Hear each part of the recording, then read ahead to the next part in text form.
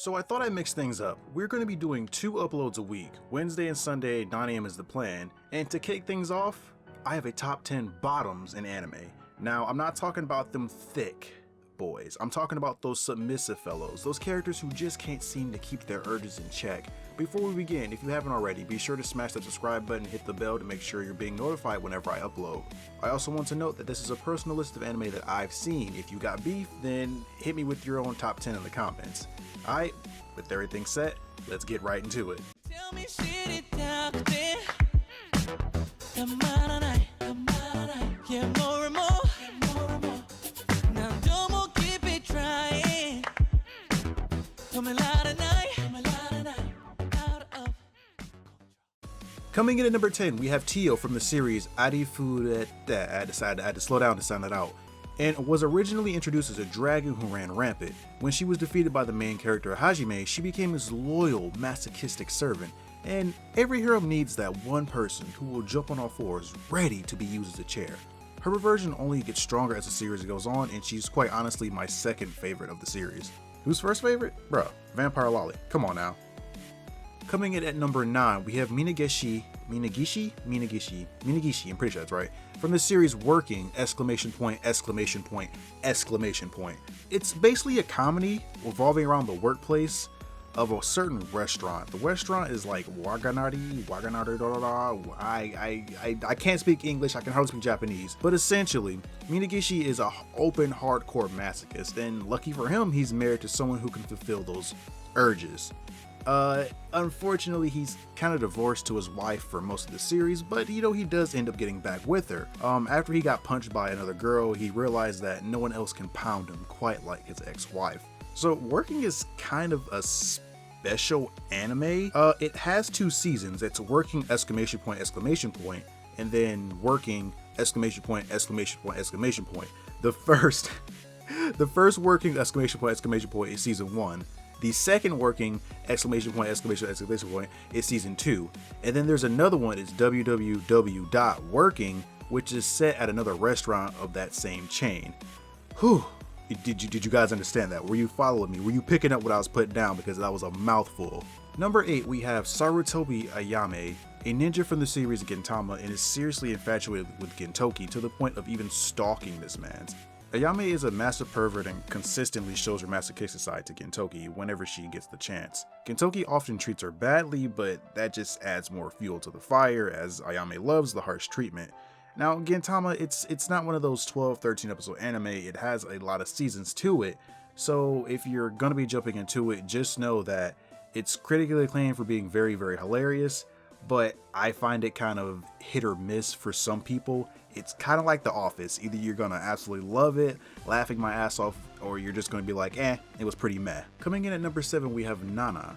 Nana to Kado is a manga series, and it doesn't have a full anime adaptation, but I decided to include it because of how good it actually is. Kado is a boy who has always been into S&M, but lacked a partner to try out his different items, and Nana is the vice student council president, Kaoru's childhood friend, and ultimately the masochist in this series. One day, Kaoru's mother gives Nana Kaoru's S&M toys for safekeeping, but Nana tries it, and she can't really get it off, if you know what I mean. Kaoru kind of frees Nana, but Nana comes to the realization that S&M helps her relax, which then starts off their adventure into the S&M world.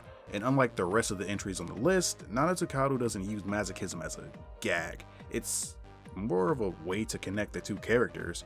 Kaoru is able to fulfill his desire, and Nana is able to relax through being dominated.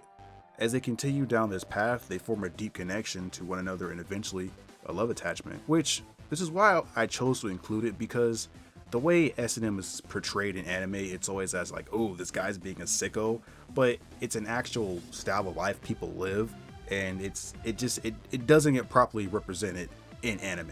Coming in at number 6, we have Taro from the series MM!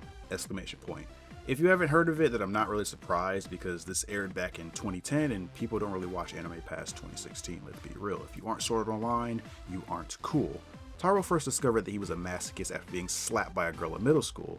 He felt the joys of pain, which It makes me feel kind of dirty after saying that out loud. And ever since then, he openly requests to be abused, which of course makes him an absolute weirdo in the eyes of his classmates. Though Taru enjoys it, he actually seeks to be cured from his love of masochism, and so he goes down a painful road to find the cure. But painful is just the way he likes it, and how could he not get turned on when a beautiful girl beats the absolute shit out of him? Hey, I'll be real with you, I'm gonna need to go wash my mouth out. These lines sounded way cooler in my head. Number 5, we have Virgo. Virgo is Lucy's celestial spirit in the series Fairy Tail. Virgo is quite the interesting character. She's a masochistic, obsessed maid who loves being punished. Every time she's summoned, it's always on that, is it punishment time? Oh, is it punishment time? Oh, time for punishment? And even though Lucy always denies her, she's always like, oh, is it punishment time? There was this one time when she was summoned and explained that she was punishing herself. Virgo is honestly my top 3 favorite Fairy Tail character, because she's just so hilarious. Coming in at number 4, we have Shirosaki. Shirosaki is quite the pervert, and if you didn't know him, you'd probably think he was the biggest creep. Shirosaki is a hardcore masochist. It is turned on by almost anything. He enjoys the thought of being scolded by women and gets his fill by being punished by Nishikino, I think it's Mayumi, who is another resident that he lives with and that uses him as a personal punching bag. Even though he's a perv, he does have morals and he never goes after anyone under 18. Now, I was going to say what a good man he is, but are we really to the point now where we have to reward people for not being a disgusting human being? Coming in at number 3, we have Ando. Ando is one of the protagonists in prison school, and I think probably the biggest male masochist in anime history.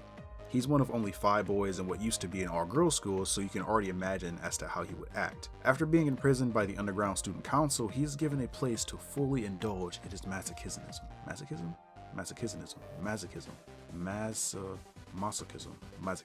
One of those is right. Ando loves being beaten and abused so much that when he hasn't sustained some sort of punishment for an extended period of time, he ends up drying up. He is truly a masochist in both body and spirits. Coming in at number 2, we have Kanbaru. Hey, hashtag bars. She's from the series Bakemonogatari, and I think one of the most perverted and masochistic people on this list. Kanbaru is a fujoshi, a lolicon, and of course a masochist. She often enjoys engaging in banter with the main character Araragi, and often says things seem pretty suggestive. She never hesitates when flirting with Araragi and is very liberated by nature. All I'm saying is, Araragi would basically bone every girl in the series, but when Kanbaru comes along, he's like, hey, I don't know about this one, Chief. We've finally arrived at a number 1 spot, and I'm giving it to Darkness. I think it's safe to assume that everyone knows who Darkness is, one of the main characters from Konosuba, that hilarious isekai comedy that focuses on Kazuma, who got the chance to live on in another world after dying. A hilarious death, I might add. Darkness is a crusader and is supposed to protect others from harm, but I'm pretty sure that's all just for self-satisfaction. Darkness is a grade A masochist, and she's probably one of my favorite characters in the series. Although it's true that she wants to protect others, it's ultimately her masochistic urges that spur her into action.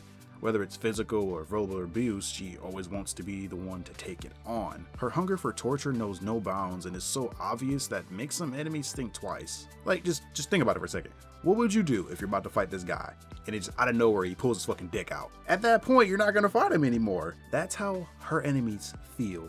I hope you guys enjoyed the new format. Things are subject to change. If any anime caught your eye, don't worry, the names will be in the description. So that's all from me, until next time.